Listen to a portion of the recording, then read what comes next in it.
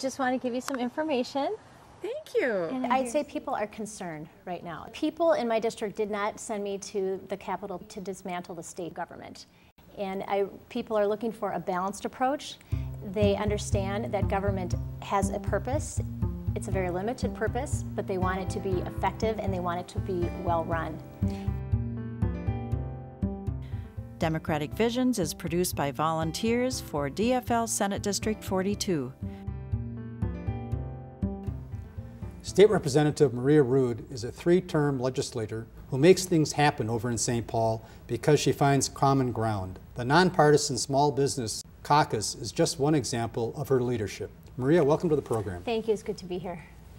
Now, Maria, I know that you and your husband, Mark, who's a small business owner, live in Minnetonka, and you have a son, Eric, who's a sophomore at St. Thomas University. Your son, Christian, is a senior at Hopkins High School, and you are a nurse practitioner.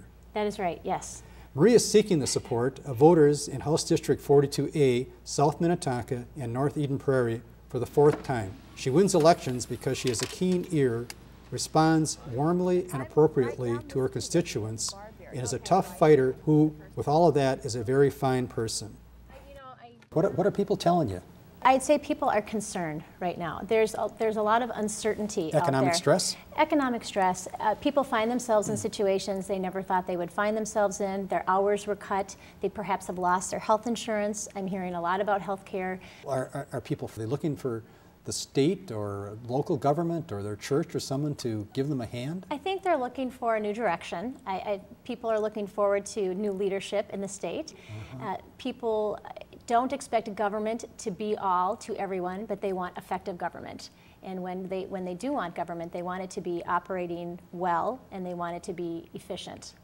We have just tremendous residents in our district, just tremendous. People really open up to me and they share with me their concerns.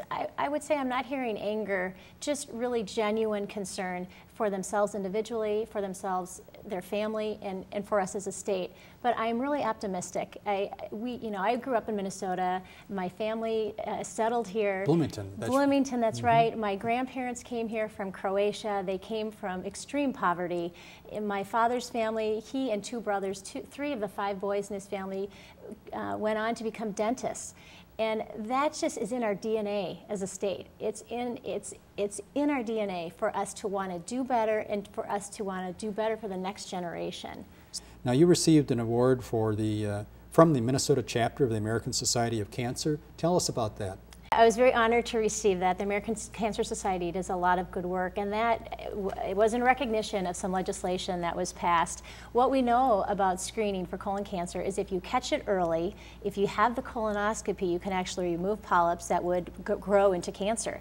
So we identified a high-risk group that typically doesn't have access to colon cancer screening, and we set aside some money for that, and we're going to pilot that, and that will ultimately save money for the state. Apart from the humanity of the situation, Absolutely. You're saving money for the state. Absolutely, yes. Okay. Yes. And what about the award that you received from the Academy of Family Physicians? I work with family physicians in my work as a nurse practitioner, and that was in recognition of my work, I think, on the healthcare committee.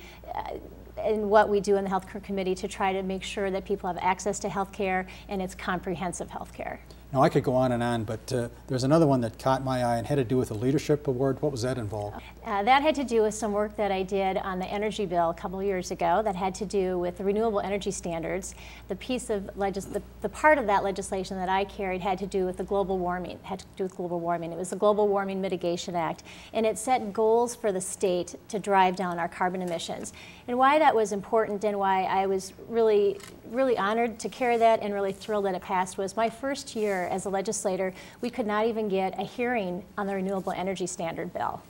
And the people of Minnesota really were way in front of us as far as renewable energy and global warming is concerned. That was a very nation-leading bill. I'm very proud of that legislation. I understand that if you add together the 2009 and 2010 legislative sessions, you were the chief author of some 55 bills and a co-author of 209 other bills? Is that possible? That's possible. I actually haven't added them all up, but that is possible, yes.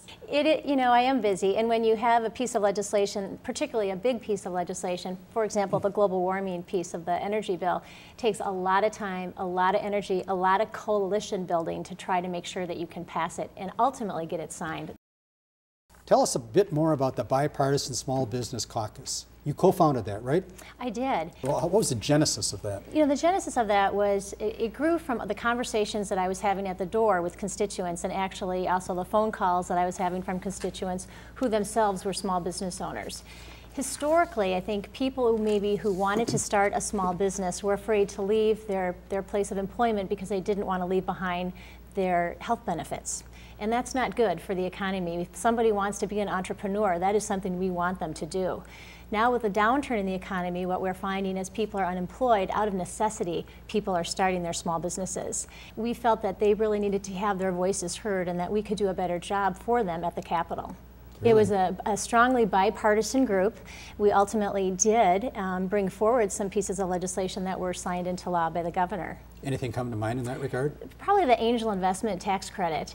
And what that is, one of the things is we hear from small businesses is they would love to start up a small business, but it's hard to get the capital to do that. So people are looking for an angel investor. They're looking for somebody to come in and infuse some money into their business so they can just get their idea off the ground.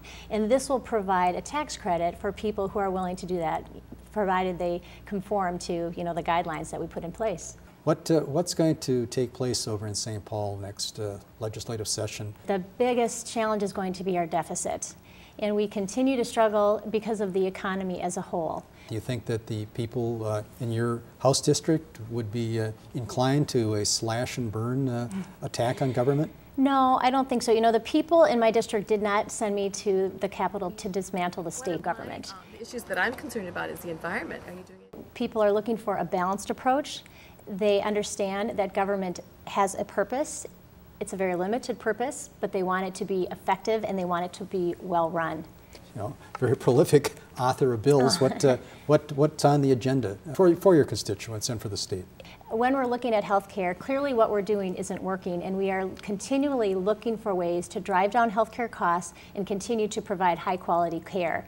One thing that we can do to kind of start bending that curve is looking at what we're paying for. Right now we are paying for production. When you are a provider, you're not necessarily paid for patient outcome, and we need to try to change that, and I think everyone's on board on that. Can the state of Minnesota do that sort of unilaterally? We can start where we can start. You know, we can affect the areas that we are in as a state and be leaders in that area, which we have been in the past. And what was the other aspect that you would be willing to promote or hope to promote over in St. Paul? Well, education. Continuing to look for ways to provide high quality education so we are preparing our children to be the leaders of tomorrow. This world is changing. It's a different world than it was when I was growing up. I think I get my optimism for our state and for the future of our state when I talk to my kids, you know, when I talk to my patients. So does anybody ask you the Teddy Kennedy question, why are you running for office? I do get that question, actually. What do you tell them? Well, I feel really strongly about this state. I really love this state, and I have 2 children, and I decided a long time ago that I wanted to do everything that I could to make this world a better place. And this is out of my comfort zone to be a legislator. I'm a nurse practitioner, but I never want to look back at my life and wish or think that I could have or should have done more. Democratic Visions is produced by volunteers for DFL Senate District 42. Norbert Gurnis, Chair.